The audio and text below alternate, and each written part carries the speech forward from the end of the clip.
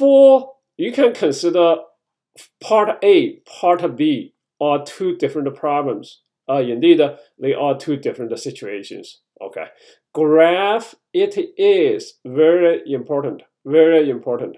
So for part A, we want to rotate the region like here. Now I'm getting lost if I, yeah, actually, yeah, if I can get the graph part back. I zoomed in, just want to make sure you see the graph clearly.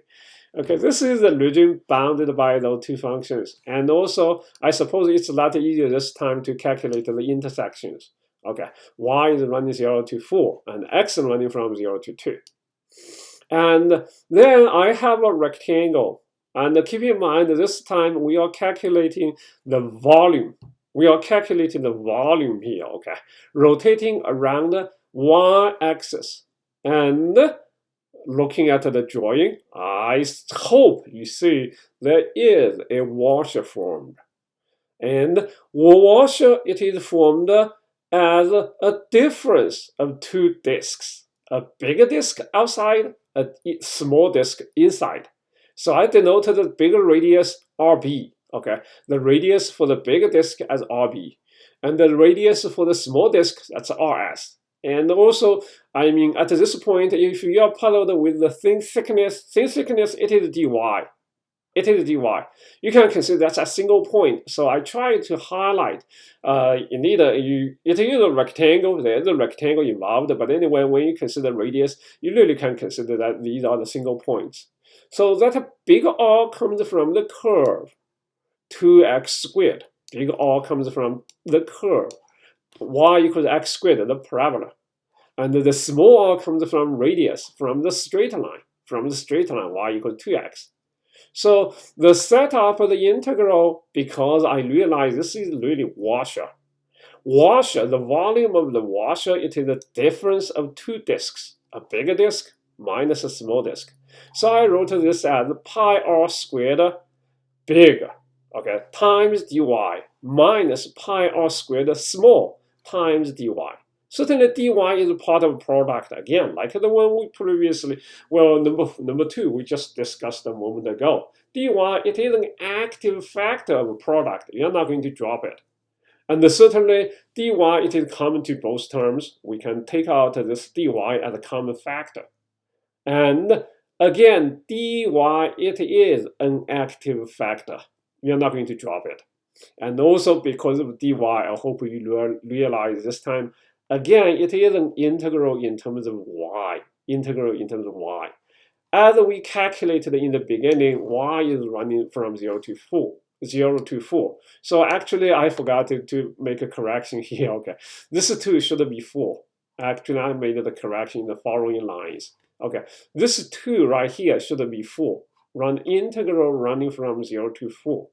And then, well, it is the integral in terms of y. We will have to establish this integral, everything in terms of y. So this big R, let's look at the graph again. The big R, it is the point from the parabola, right? Y equals x squared. And we need to have every R, really, it is the x coordinate. It is the x coordinate. So x, it is square root of y. I have square root of y squared. The small, r small, rs, r sub s, it is from the line y equals 2x. And again, it is the x coordinate.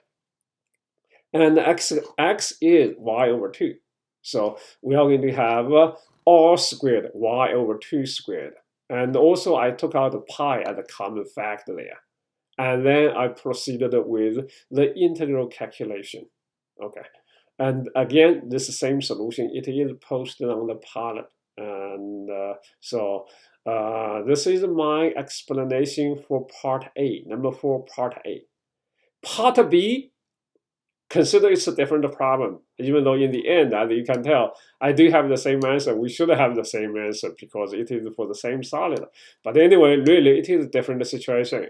So you really want to draw the graph again. And it says you're going to use the shell method, how a shell is formed. And if you look at the previous rectangle, and I'm saying you rotate a rectangle like this, I'm not going to get the shell. I don't see the shell. I see the washer. Okay.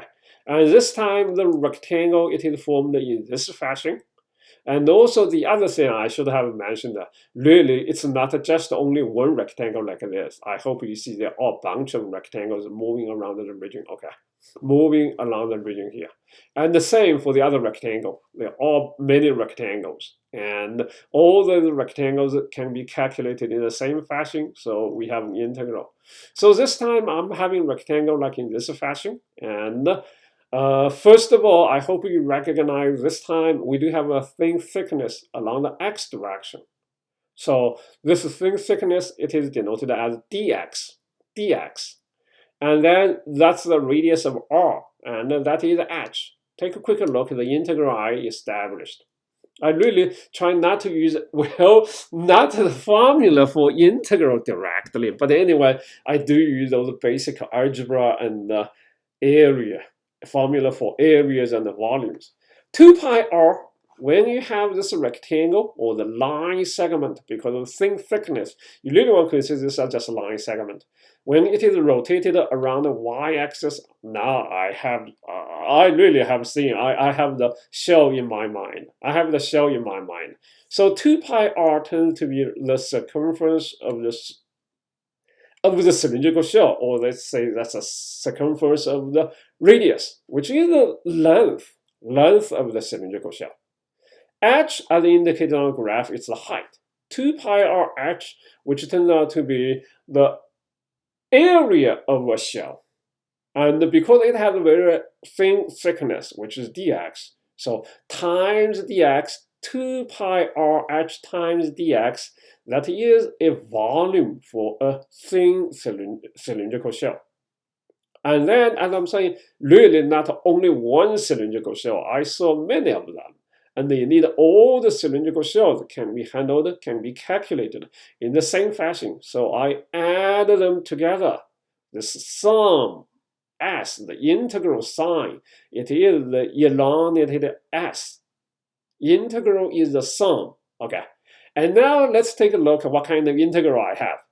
I have dx in the end. Dx, it is part of the product. You don't drop it. And you need to write this down explicitly. Okay. And also because of dx, I realize this will have to be an integral in terms of x. And according to we solved what we got in the beginning, two intersections for x running from 0 to 2. So this time, really, it is the integral running from 0 to 2. 2 pi r, radius. Look at the radius, looks like the top and the bottom. Really the same radius, right? That's the x coordinate. So it's fine. The height, it is the y coordinate on the top minus the y coordinate at the bottom. Y coordinate on the top, it's from the line y equals 2x. And at the bottom, that's from the parabola, y equals x squared. So this is the integral, how I get the integral. Okay.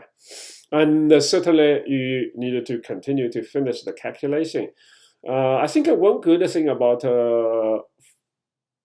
part A and part B, really they are the same problem, and we are handling them differently. And also, I really want to say, I hope you would feel happy when you see you doing with different approaches. You get the same answer for the same problem. And in many ways, that's the indication you did it right. So, as I'm saying, this is just a brief presentation for the explanation of some problem on the task number 2 and number 4. And also, again, for number 4, don't forget, in the beginning part of the integral, it is running from 0 to 4. I did make a change, did correct for the other lines. Honestly, it's a little harder for me to change or make new videos. So I just want to mention here is, don't forget the correction of the integral for number 4, part A in the beginning. Really, it is the integral running from 0 to 4 with dy in the end. Thank you for watching.